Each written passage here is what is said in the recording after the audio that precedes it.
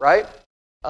Social media has made it very easy to argue, and then it's made it very easy for us to argue from the anonymity of our own easy chair, from our own kitchen table. We get on the computer and we can say whatever we want because we're hiding behind an anonymous screen name or a username. And what we want to do, we want to argue, and we're going to escalate, and we're going to escalate. Now, the part of that is the idea of anonymity. A lot of times, if we have to put our name behind something, we might not say something that we do. All right. But what we have to do is we have to live it as if our name, as if everyone knows exactly who's saying what's being printed on the screen. This is just one example. I just see this because I'm on a lot of Bible chat groups, and you have folks that are that believe certain things and they're promoting certain things. And many times when you stand for what the Bible says, people don't want to listen. They want to be contentious. They want to argue, and they want to keep going up. And sometimes what we have to do is we have to be the one to say, "I'm breaking this off. I'm not going to engage in this with you. I've told you the truth. Here's my truth, and I'm breaking off this communication. I'm not going to continue to escalate it and escalate it and escalate it." Okay. What we do is we warn someone once, and then we warn them twice, and then we're done. We're done. But it says, if it is possible, sometimes it's not possible. As much as it depends on you, sometimes it's not us. And it should never be us. We should never be the ones that are escalating all of these things. But we're to live peaceably. Doesn't mean we're going to agree. Doesn't mean we're always going to share the same viewpoints. It just means we're going to live peaceably. This world is hard enough except when everybody's arguing. This world's sometimes difficult to live in. And last thing we want to do is make it more difficult to live. More difficult to live our lives and live them peaceably. Now, all of that goes down to what he says next. Beloved, do not avenge yourselves, but rather give place to wrath. For it is written, what? Vengeance is mine. I will repay, says the Lord. Okay? So now, what do you think he means by this? Beloved, do not avenge yourselves. Remember, they're living in a different time than we are today. They're living in a different time than we are today. So think about that in regards to the time in which they lived, the idea of vengeance and repayment. What would he be talking about here? Yeah, judgment belongs to him, but how does that go in regards to avenging yourself?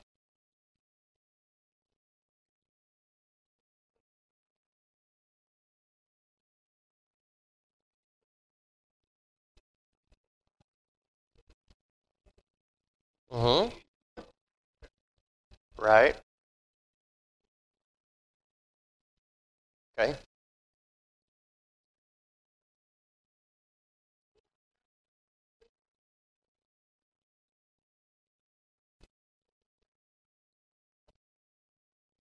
Okay, then why would he need to give an admonition to them for them not to avenge themselves? What kind of vengeance were they? What would he be talking about? What? Physical justice, physical vengeance.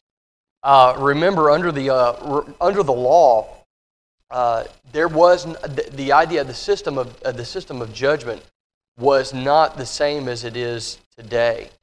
The idea that you could avenge yourself was very much in the part of the culture, part of the civilization in which they lived. If someone intentionally struck down a family member or a loved one, vengeance could be taken, and you could pursue someone. And remember, there were cities of refuge where someone could flee when they were being pursued by that family's avengers. All right. So the idea he's saying here is this: do not avenge yourselves. Now, this is in regard. Is this in regard strictly to the spiritual, or is it in regard to everything? In regard to everything. When someone strikes us, it's not for us. It's not our place to avenge ourselves.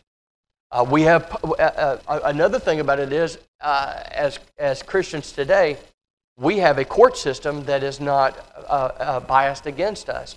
It is an equitable court system. So if someone does something against us, we can, for example, have someone arrested and punished for striking us or causing us physical harm or mental harm or financial harm. We can do all of those things. The point here is that he says, I don't want you to take things into your own hands. This is what I'm telling you.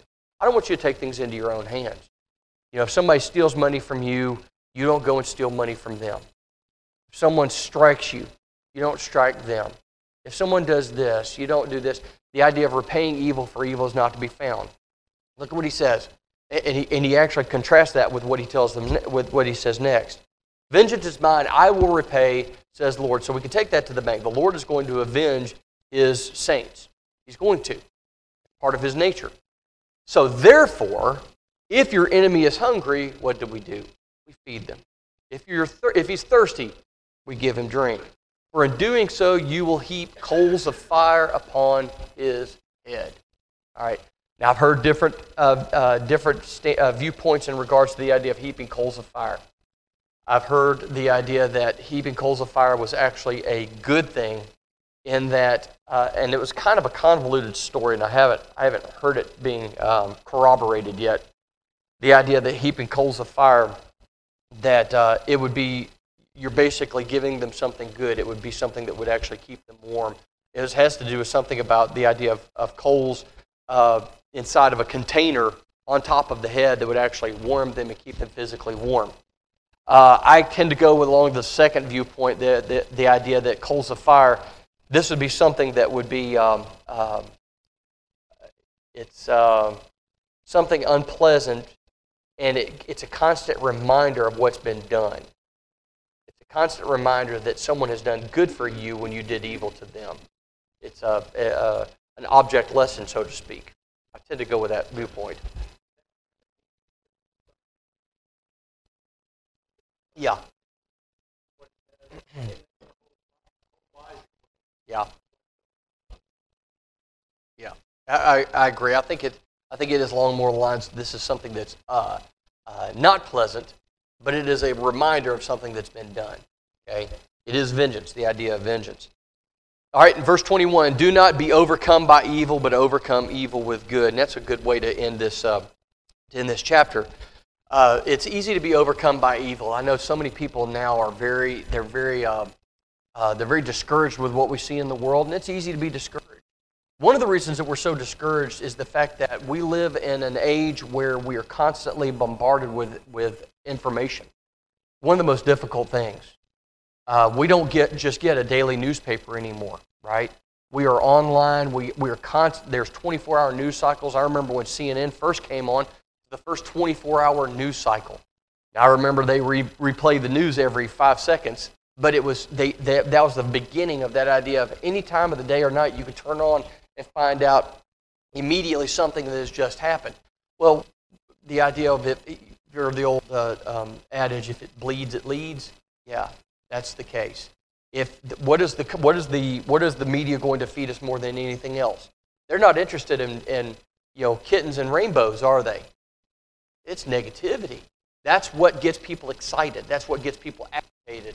That's what gets them to consume more than anything else. So we are constantly bombarded with news, and typically the negative variety.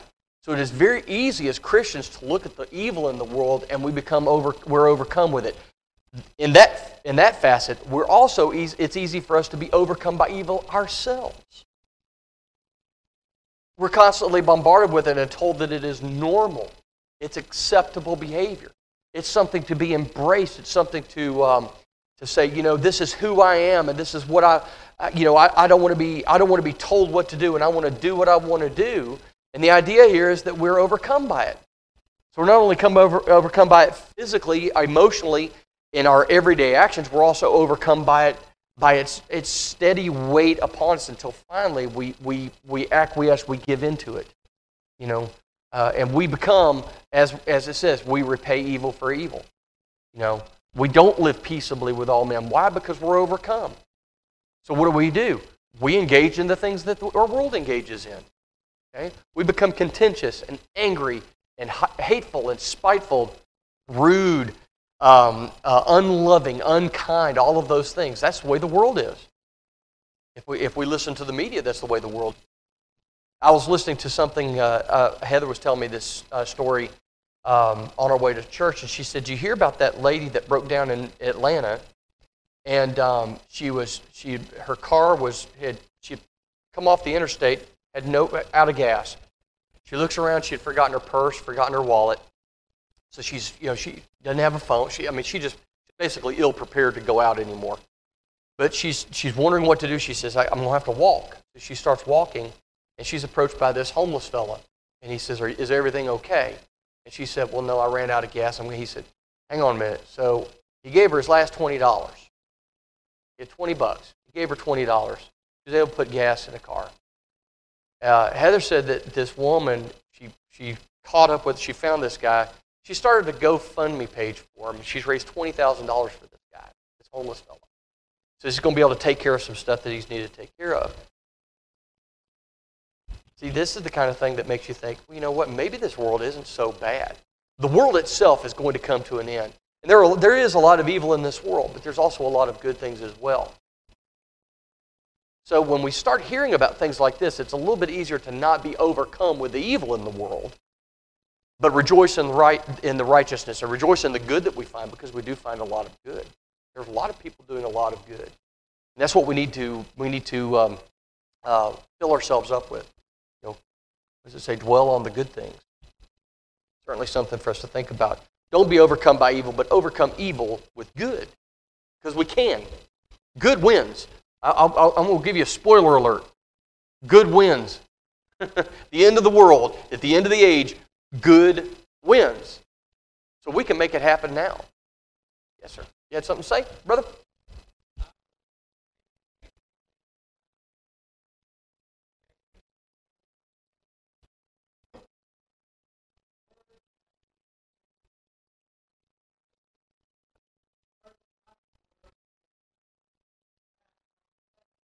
Absolutely.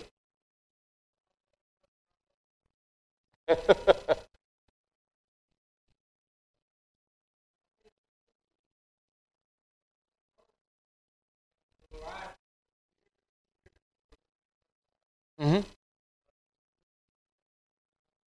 Yes. Absolutely. If you look at it's actually really interesting. They said that, and I don't know what it is, but teenage girls have the ability to say things, and I don't know how they do it, but I don't know where they learn it from. But they'll say things that are absolutely devastating to other teenage girls, and it can be. I mean devastating. It's devastating. The way we process things are different. And the idea of saying things in a hateful way absolutely can be more hurtful than being physically injured. Two guys can tussle, and then they walk away. They walk away, and it's over and done with. But then you've got a group of people, and they'll say things, and they'll go roundabout, and they'll gossip about one another, and they'll say hurtful things. I dare say that more churches have been split by hateful words being spoken than they were ever split by somebody physically assaulting someone. Yeah, we find a way. We'll find a way to, we'll find a way to. We can kill someone with a word. We can certainly do that. Mm-hmm.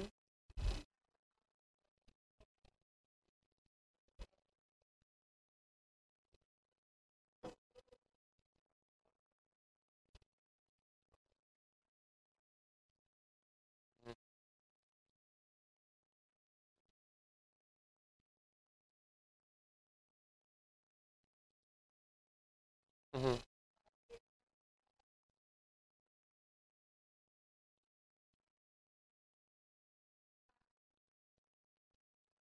Mm-hmm.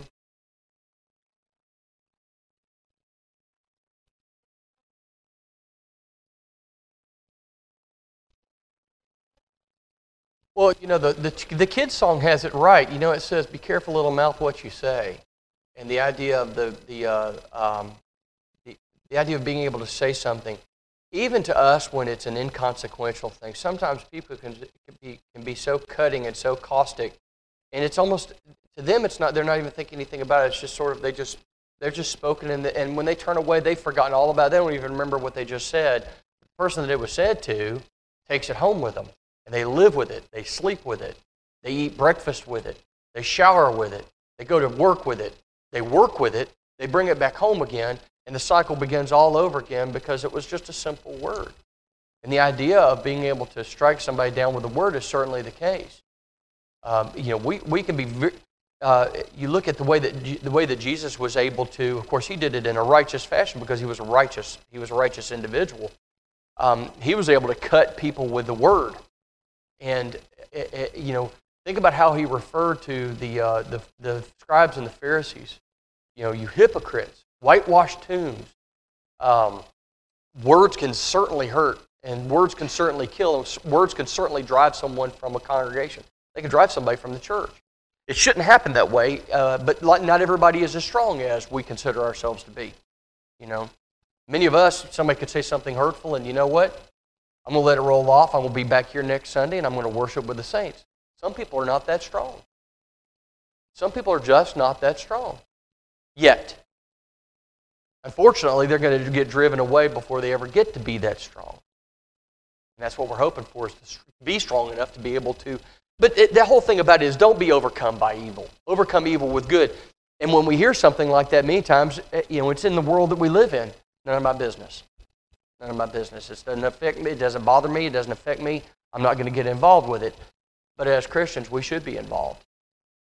When something like that happens, we need to be the ones that we stand for the right thing. We do the right thing.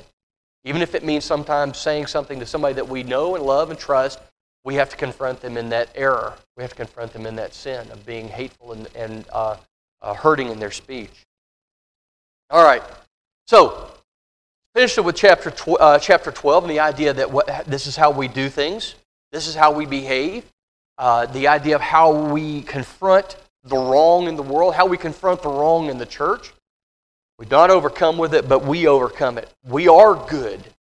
That's what we're supposed to be. We are supposed to be good. And we can't overcome evil with good, the force of good.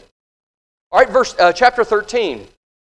Let every soul, that's every soul. All right, he's writing to the church, but this could be affected everybody, right? Let every soul be subject to the governing authorities. For there is no authority except from God, and the authorities that exist are appointed by God. Let's think about this for just a second. Who are they laboring under at this particular point in time? Who has control at this particular point in time? The Roman Empire, right? The Roman Empire and the empire coming out of Rome, but you also have the Roman governors and authorities, commissioners, all of these things that spread out all over the known civilized world at this time. Now the idea here is there is no authority except from God, and the authorities that exist are appointed by God. How do we know this? Well, we read about the prophecy in Daniel, right? Daniel said there is going to be a power that is going to arise, and that power was appointed by God to arise. He caused it to come into being. He allowed it to come into being. He helped it to come into being because it was through His power that His Son was going to be crucified. Okay? So we get a little bit of a mindset here that when He's talking to them, He's saying, listen, this empire, this group of people that has authority over you, there's a reason that it has authority. Because God has appointed it. And make no mistake, if God brings it up, He's going to bring it back down again. And He does. God causes the Roman Empire to crumble. And it was for a reason for that as well. So with that in mind, it's a little bit easier for them to see why He would tell them, listen, be in subjection to the authorities. Be in subjection to the authorities. Therefore, whoever resists the authority resists the ordinance of God. And those who resist will bring judgment on themselves. All right. Now, He's speaking to them at a particular point in time. Is He still speaking to us today? Yes, certainly so. Certainly so. For rulers are not a terror to good works, but to evil. Do you want to be unafraid of the authority? Then do what is good, and you will have praise from the same. I hesitate to start trying to apply this all over the world because this is not true all over the world, is it? That's why He was speaking to a particular point in time. But the lessons are still the good ones for us today, aren't they? Right? When we do evil, should we fear the authorities? Yes. That's the reason that God brought government, one of the three divine institutions, the reason that He brought government upon this earth is to punish the evildoers, to maintain control. God is not a God of chaos. He's not a God of anarchy where everybody just does whatever he wants. He set up law for his people from the very beginning all the way through today. He set up law for his people. But he brought government on the earth so that there would be order, there would be rule. Even when the rulers are not the best rulers in the world, there's still order. Okay? Even in the worst days of Hitler, there was still order. Okay? There was some semblance of order. Was he a horrible ruler? Absolutely. Man was a tyrant and a monster. But there was still rule. Okay? I'm not saying that Hitler was a good thing and that God brought him up. That's not what I'm talking about. The idea here is that God does want control. He does want order. He does want rule of law. So what is he talking to us today? Are Christians to be subject to the ruling authorities? Yes, absolutely so. Absolutely so. When the rule is in direct violation of God's law, are we beholden to obey it? No, certainly not. All we have to do is look at the examples that we find in the book of Daniel. Daniel and his friends were obliged to obey the decree of the king. Unfortunately for them, the decree of the king was in direct violation of God's rule and ordinance. So what did they do? Did they acquiesce for a short period of time because it was convenient and it was necessary for that season to obey the rule of the king even though that it was in violation of God's law? No, of course not. Did God reward them? Yes. What did the rulers do? Rewarded them. If you look at every single one of those instances, after they had obeyed the rule of God rather than the rule of the king, they were actually rewarded for their obedience to God's law as opposed to the law of man. Now, fortunately, let's be honest, fortunately, in the place where we live right now, very rarely are we called to disobey the rule of law for God's commands. Very rarely. As a matter of fact, I don't think I've ever been required to disobey man's law so that I could obey God's law. We're blessed, folks. I mean, we are so blessed to be able to call this place our home because not once have we been asked to say, well, no, I'm not going to do that, I'm going to do this. For the most part, the laws of this land are very, very, what's that? Yeah, I'd say that would be a very good word for it. They're very accommodating of our spiritual beliefs. There are, however, some places in the world where that's not the case. There are Christians. Did you know that the Lord's Church exists in North Korea? I'm not telling you. The Lord's Church exists in North Korea. Think about that for just 1 second. Now, it's not very big, and it certainly has no power. There's no power to it. They can do nothing short of simply obedience as much as possible. It's very difficult for them to even go out and evangelize. Well, it's a death sentence to own a copy of the Scriptures. They find you with and the idea, they can kill you. That's the worst part of it is it's up to the whims of a petty dictator and one with some serious mental issues. I mean, this guy's got emotional issues that it's unbelievable, and it's entirely on a whim. If they catch you with one, they can kill you. Then again, they might not. They might let you go, or they can imprison you and 3 generations of your family. That could be the case. But yeah, it could be a death sentence. They could take you out back, and it's been shown that there's very little due process there. They want you dead, they just take you out back. The sentence is pronounced and it's carried out immediately. So,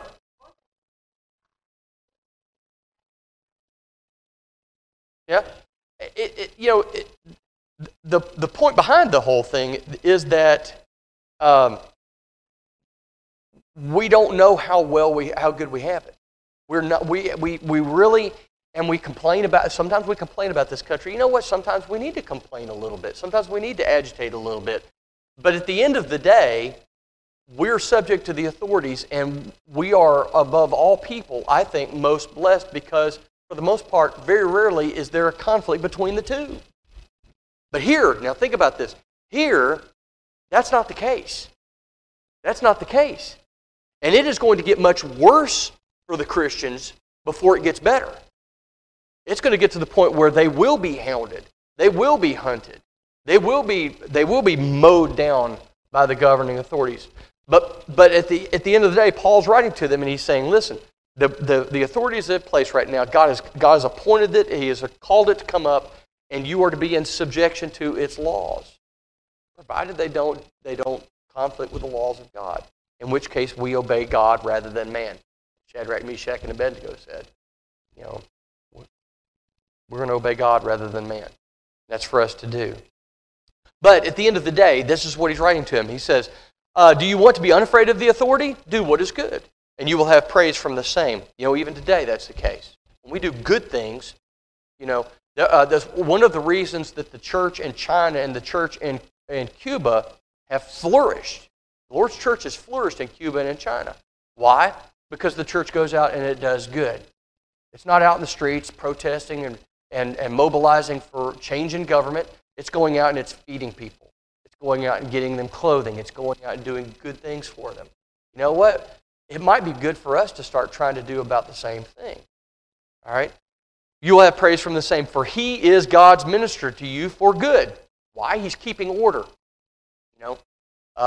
He's keeping people from doing something to you. But if you do evil, be afraid, for He does not bear the sword in vain, for He is God's minister, an avenger, to execute wrath on him who practices evil. All right, this speaks right back up to the idea of vengeance is mine, I will repay. He doesn't always do it by striking people down with fire from above, right? He uses the governing authorities to do that. There's a reason that murderers go to jail in this country. Okay? There's a reason that bad people go to jail and sometimes are put to death for their crimes. Therefore, you must be subject, not only because of wrath, but also for conscience' sake. For because of this, you also pay taxes, for they are God's ministers attending continually to this very thing. Tax. Don't get me started. But, hey, at the end of the day, that's why we do what we do. Why we do what we do. Render therefore to all their due. Taxes to whom taxes are due, customs to whom customs, fear to whom fear, honor to whom honor. Now, the idea, this is the interesting thing about this country. This is the interesting, and this is why I say that we are a very blessed people. Part of, we're supposed to be in subjection to the governing authorities. The great thing about it is, unlike any other time in human history, the governing authorities are actually subject to the people. Not so back then. They weren't subject to anybody other than the person at the very highest on the food chain, the emperor. That's who they were subject to. That's who they served at the pleasure of. When the emperor was done with them, they could be forcibly taken from office, they could be exiled, they could be put to death, but they always served at the pleasure of the emperor. We live in a country where our elected officials serve at our pleasure. And when we're done with them, we can vote them out of office or we can give them another term. We can remove them. Now, having said that, I'll get you here in just a second. Having said that, what that does is that tells us that it is possible for us to do certain things that these people it was not possible for them to do. Part of our ability as living in this country is to go and take our grievances to a government that is supposed to listen to it. And we can do that. There's nothing wrong with that as a Christian. I can say, I don't like this, and I think you should change this. There's nothing wrong with that. In no way, shape, or form are we disobeying God's laws by peaceably petitioning the government for redress of grievances.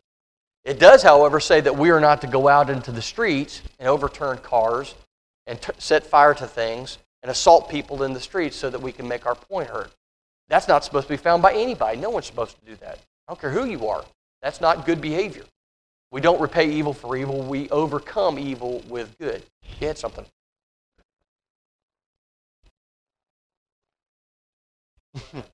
Say the least.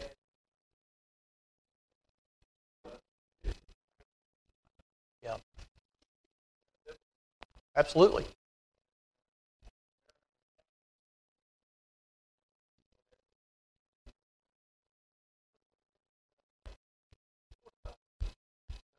Yeah.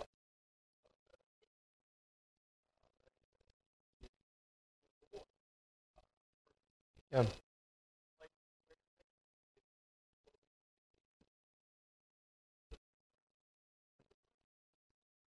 Well, I like that. I like the idea that we don't serve at the pleasure of Her Majesty. I like that. You know, I like the idea that the men and women who serve us, and they do as much as it's hard to believe it sometimes, they do serve us at our pleasure. A lot of times it's almost like they've become a behemoth that no one can stand against. But the truth of the matter is, the way that it's set up, they serve at our pleasure. And we are very blessed. You notice that most of even France took its lessons from us. You know, when France had their revolution, they said, "We're going to do what you guys did. we're taking out a monarchy, and we're going to establish something where it answers to the very people that it is supposed to serve. And the government is supposed to serve us. We don't serve the government serves us. That's the way it should be. They are ministers. Look at what he says. He is a minister to you.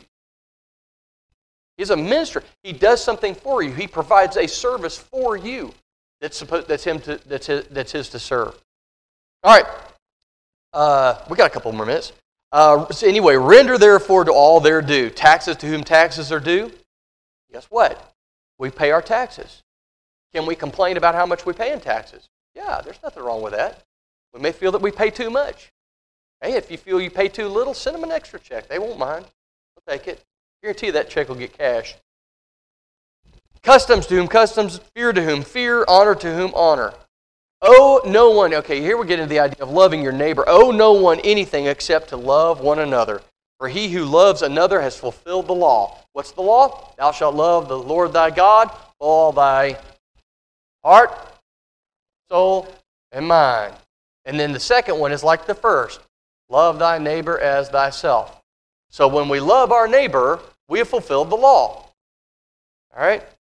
He who loves another has fulfilled the law. For the commandments, you shall not commit adultery, you shall not murder, you shall not steal, you shall not bear false witness, you shall not covet, and if there is any other commandment, are all summed up in this saying. Namely, you shall love your neighbor as yourself.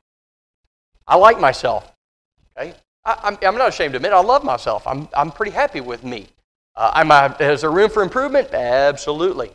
Absolutely. And I think that's a mark of someone who's, that's the mark of us, right? If we've achieved spiritual maturity, when we realize that we're not perfect the way we are, there's always room for improvement. Absolutely. Doesn't mean we don't love ourselves. So how do we love our neighbor? We love our neighbor as ourselves. We want what's best for us. We want what's best for them. I mean, it's just a mirror. We hold up a mirror to ourselves. That's how we're supposed to treat them. We love our own body. We treat it well. That's how we're supposed to treat our neighbor. Love does no harm to a neighbor. Therefore, love is the fulfillment of the law. Now, what's the law? Love thy neighbor as thyself. So fulfill the law. Verse 11. And do this, knowing the time, that it is now high time to wake out of sleep. What kind of sleep? I'm not talking about the sleep that we understand. It's not a spiritual sleep. Or it's not a physical sleep, the idea of death. That's not what he's talking about here. He's not talking about taking a nap. What kind of sleep is he talking about? Yeah, it's a spiritual torpor. It's the idea that we've slowed down. We've fallen asleep spiritually. We're not up and active, and we're not doing, and we're not pursuing. It's ceased to become an active type of thing. We've become very passive, and that's what he's speaking to the church in Rome. We're not to be passive Christians. We're not biting. So many times I think that the Lord's church, if we're not careful, we could slip into a thing where we're just killing time waiting on Jesus to come back, and that's not a good thing for us. That's an inactivity. That's a laziness, a passivity that's not supposed to be found in us. We're to be active, always doing and engaging. Well, we don't want anything to do with the world. Well, we have to engage the world, folks. That's the way we are. We have to engage the world. Yep. Can't convert it if we're not talking to them. Can't reach them if we're not actively engaging them. And it's not a hey, we're going to aggressively, we're not going to tackle people and force the word of the Lord into them. We engage them, and we engage them in many different ways. There's a way we passively engage them is through our YouTube channel. It's a passive engagement. Here it is. If you want to watch it, watch it. If you don't, that's fine. It's no problem if you don't want to. We're not going to come to your house and make you watch our YouTube channel. And that's a passive engagement. What about an active engagement? Do we talk to the people that we stand, we're in line with someone at the grocery store, or at Walmart, or at Home Depot, or wherever we are? Do we engage them? I found that, it's really interesting. Almost everybody, if you engage them, they go right back. They come right back. They engage you too. It's incredible how starved a lot of people are, honestly, for physical engagement with other people. It's really funny. We tend to think, no, they don't want to talk. I don't want to bother them because they don't want to talk. You get started talking to somebody, they will absolutely will. I've never been anywhere yet where somebody just says, look, I don't want to talk. Let's mind your own business. Never had that happen.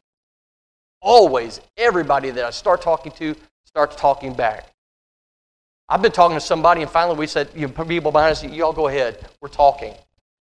I didn't want to stop the conversation. It was a good conversation.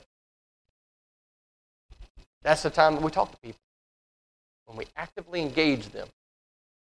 So we need to get up out of our sleep, right? High time to wake out of a sleep, for now our salvation is nearer than when we first believed.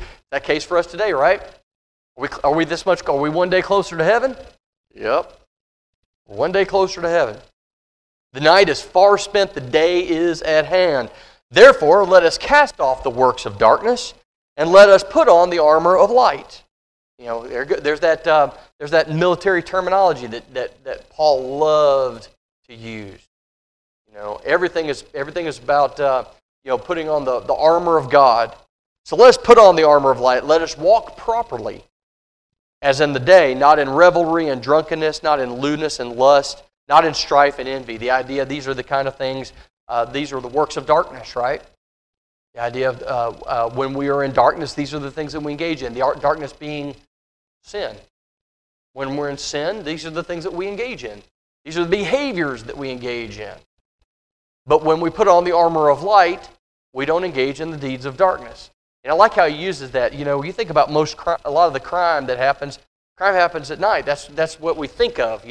When you break into someone's house, you don't break in the middle of the day when they're sitting around eating lunch. Wait until it's nighttime, when no one's paying attention, no one can see it, right? That's when people break in. Crime is done at night. Sin is done at night. What do? We become agents of light. That darkness is done away with, and so is the sin that happens in that case. But put on the Lord Jesus Christ and make no provision for the flesh to fulfill its lusts. Pretty simple, right? We don't give an occasion for sin. We don't allow it even a toehold. When that idea of that, don't even open the door. Because when the door is open, what's sin do? It sticks its foot in there so it can't close the door again. And slowly it works its way in. And once it gets in, you're going to have a whale of a time getting it back out again. It doesn't want to leave. It's difficult. So what do? We don't give it any place in the first place. Don't allow it opportunity. Don't allow it a toehold in our lives. Because if it gets in, we can really have a hard time getting it back out again. We don't. Why spend if life is already hard enough, why are we going to make it harder for ourselves? And that's what we do. That's very much what we do. All right, we're going to stop there. Chapter 14 next week, and we're almost done, folks. Very close.